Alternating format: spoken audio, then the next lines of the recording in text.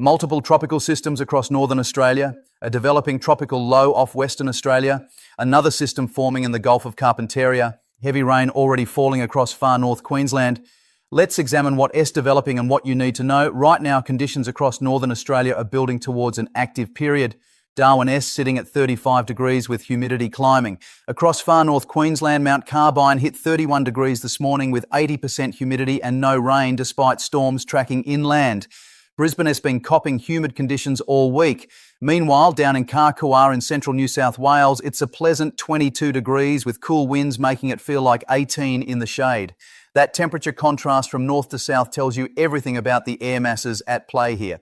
The immediate concern is tropical low 16U, currently positioned in the Timor Sea between Indonesia and northern Australia.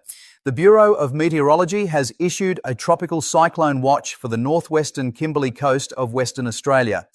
This system is tracking southeast and expected to intensify as it approaches the coast, with landfall forecast for Saturday afternoon near Cape Levesque and the Dampier Peninsula. Let's examine the current structure and why this system has significant potential for rapid intensification. The satellite imagery shows clear rotation developing. The low pressure centre is becoming better defined at the surface level, though the heaviest thunderstorm activity remains slightly displaced from the centre. That is not unusual for a developing system. What's more concerning is the massive amount of shower and thunderstorm activity developing along the monsoon trough extending north of the Northern Territory. This is going to create impacts across the top end over the next few days, particularly Friday and Saturday, as the system draws closer to Western Australia. Darwin and the Tiwi Islands can expect heavy rainfall and brief periods of strong winds as this system organises. Not direct cyclone impacts, but certainly disruptive weather associated with the broader monsoon activity. The forecast track is relatively straightforward according to the multi-model guidance. Southeast movement throughout its life cycle, with steady intensification along the way. Current estimates suggest landfall with wind gusts between 90 and 120 kilometres per hour. That S Category 1, potentially reaching Category 2 strength. Some model runs are showing higher intensities, but we'll address that shortly. The critical factor here is timing. This system has roughly 36 to 48 hours over open water before reaching the coast. That is the window for intensification, and conditions are exceptionally favourable. Sea surface temperatures tell the story. Right now, the system is moving over waters around 29 degrees Celsius. By Friday, it'll be over 30-degree water. As it makes final approach to the Western Australian coast, sea temperatures reach 31 degrees. For context, 26 degrees is the threshold for tropical cyclone formation. 28 degrees typically supports severe tropical cyclone development. 30 degrees is where we see explosive or very rapid intensification. This system is heading into jet fuel conditions for tropical cyclones. Wind shear is the other critical factor, upper-level winds that can tear a tropical cyclone apart. In this case, wind shear is forecast to remain very light, between 5 and 10 knots, which is ideal for intensification. There is also an upper-level trough approaching that will enhance outflow from the system. Think of it like upgrading the exhaust on your car. The engine performs better. Same principle applies here. That enhanced outflow will help the system breathe and intensify more efficiently. The Bureau of Meteorology is currently forecasting a Category 1 landfall. That is a conservative and reasonable estimate given the system hasn't fully developed yet. We need to see how it performs over the next 12 hours before committing to specific intensity forecasts. But the ceiling for this system is quite high. The environmental conditions support significant intensification, and some multi-model ensemble members are showing peak intensities of 70 to 80 knots, with a few outliers approaching 90 knots. That S sustained winds of 160 to 170 kilometres per hour. Is that likely? No. Winds of 150 kilometres per hour or stronger are very unlikely at this point, but it gives you an idea of the upper potential. The consensus right now sits around 60 to 70 knots at landfall, which translates to 120 to 135 kilometres per hour. That S solidly in Category 2 territory. Nothing this part of Western Australia hasn't seen before, but certainly something that will pack a punch. The worst conditions will be in the northeastern quadrant of the system. That is typical for tropical cyclones in the southern hemisphere. The strongest winds and heaviest rain concentrate northeast of the centre. The forecast landfall is north of Broome, which means areas from Cape Levesque north along the Kimberley coast will see the most severe impacts. For Broome specifically, you are looking at Category 1 conditions. possibly Category 2 if the system tracks slightly south of current projections. Either way, prepare for sustained winds of 80 to 100 kilometres per hour with gusts to 120. Derby sits closer to the forecast track. Prepare for Category 2 impacts. Winds likely between 100 and 120 kilometres per hour with gusts potentially higher. This is the worst case scenario right now based on current forecasts. North of Derby along the Kimberley coast, particularly around Cape Levesque and the Dampier Peninsula, URI in the highest risk zone. Category 2 is likely, Category 3 is possible if rapid intensification occurs. That means sustained winds could reach 130 to 150 kilometres per hour with gusts exceeding 170. For everyone in the northwestern Kimberley, now is the time to prepare. Secure loose items around your property. Stock up on essentials including water, non-perishable food, batteries and fuel. If you're in a caravan or temporary structure, relocate to solid shelter well before the system arrives. Your homes are built to withstand cyclones, but preparation is still essential. This one to be a prolonged event. Current forecasts suggest the system will be relatively fast moving, crossing the coast Saturday afternoon and weakening quickly as it moves inland Saturday night into Sunday morning. Heavy rainfall is a concern, but the fast movement means accumulations should be manageable. Isolated totals of 150 to 250 millimetres are possible, with some locations potentially seeing 300 to 400 millimetres. That is a fair bit of rain in a short period. Flash flooding is possible, particularly in low-lying areas and where drainage is poor. Now let us shift focus to Queensland and the Gulf of Carpentaria situation because there's a second system developing that needs attention. Across far north Queensland, humidity has been climbing. Brisbane residents have been hoping for decent rain as conditions remain sticky and uncomfortable. That relief may be coming, though not from the system many were expecting. The tropical low that has been sitting in the Coral Sea northeast of Queensland is not developing into a significant threat.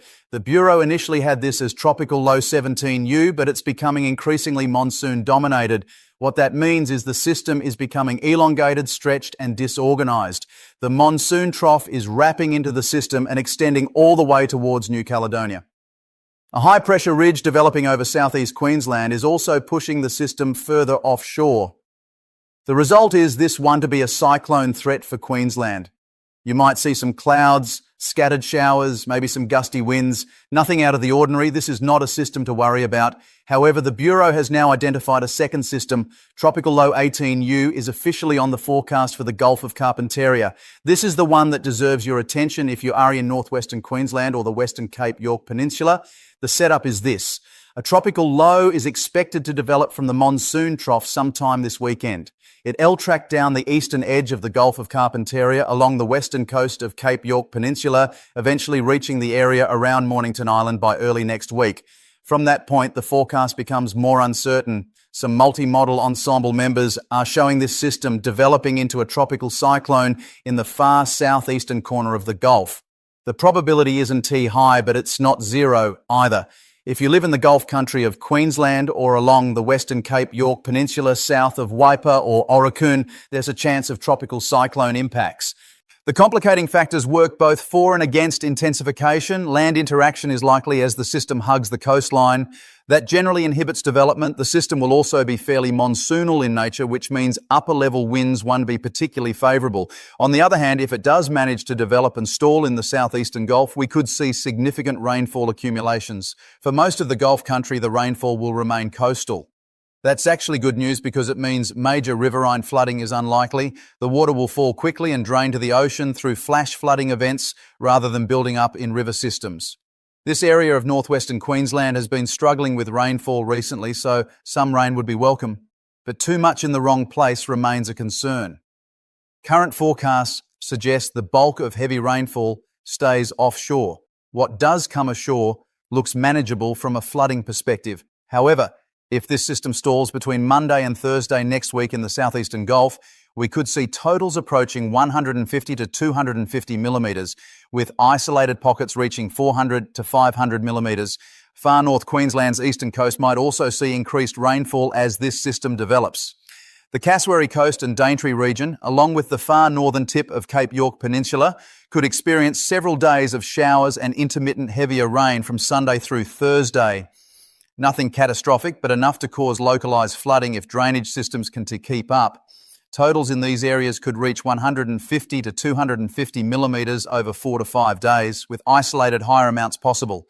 Mount Carbine and surrounding areas have been dealing with hot and humid conditions. 31 degrees at 10 in the morning with 80% humidity and overnight minimums only dropping to 25 degrees. No rain despite storms passing through inland. This pattern changes this weekend as the monsoon becomes more active across the region. The uncertainty increases significantly beyond this weekend. The long-range multi-model guidance shows the ensemble members spreading out dramatically. Some tracks take the Gulf system into the Northern Territory, others curve it back out into the Coral Sea. That spread tells you we were at the limit of reliable forecasting. Conditions can change quickly, and the models are reflecting that uncertainty. Looking further ahead into the dying days of January and early February, there is another area to monitor. The models are showing potential development near Vanuatu and Fiji in the last day or two of January, possibly continuing into the first couple of days of February. This could eventually move into the Coral Sea, though the long-range forecast this far out is highly uncertain. Some of the extended models support it, but it's not something to lose sleep over right now. Just be aware that additional Coral Sea activity is possible through the first week of February. The broader pattern across northern Australia remains active. The monsoon trough is well established. Sea surface temperatures are warm. Upper level conditions are generally conducive for tropical development. We're in the heart of cyclone season, and this active period is typical for late January into February. Historically, this is when northern Australia sees its most significant tropical cyclone activity. Many of you remember Cyclone Alfred, February 2026. Just last year, that system developed in the Gulf and caused significant impacts across the Northern Territory and northwestern Queensland. The comparison is relevant because we're seeing similar atmospheric patterns now. Alfred developed from a monsoon low, intensified rapidly, and produced substantial rainfall totals. The current Gulf system has the potential to follow a similar path, though the forecast track remains uncertain. The key difference is we're re-monitoring these systems earlier, and the Bureau's forecasting has improved significantly. You are getting advance warning rather than being caught off guard. Use that time wisely to prepare. For those in northwestern Western Australia, particularly the Kimberley region, your preparation window is closing. Today is Wednesday. The system is forecast to impact Saturday. That gives you 2.5 days. Wait until Friday to start preparing. Do it today or tomorrow morning at the latest. Check your emergency kit, water, food, first aid supplies, batteries, torch, portable radio, important documents in waterproof containers. If you have a generator, make sure it's fueled and working. Charge all your devices, fill your vehicles with fuel. If you're on tank water, top it up now while you can. Secure your property. Bring in outdoor furniture, pot plants, tools, anything that could become a projectile in strong winds. Trim any loose branches near your house if possible. Clear gutters and drains. Check your roof for any loose sheeting or tiles. Board up windows if you have cyclone shutters or timber available. Stock up on supplies, but don't panic buy. Get what you need for 3 to 4 days. Bread and milk shortages happen because people overreact, not because of actual supply issues. Be sensible. If you have livestock, move them to higher ground and ensure they have access to shelter and water. Cyclones are stressful for animals. Do what you can to minimise their exposure. Stay informed. Monitor the Bureau of Meteorology website and warnings. Have multiple ways to receive information in case power goes out. The Bureau's Tropical Cyclone website has excellent tracking information updated multiple times per day.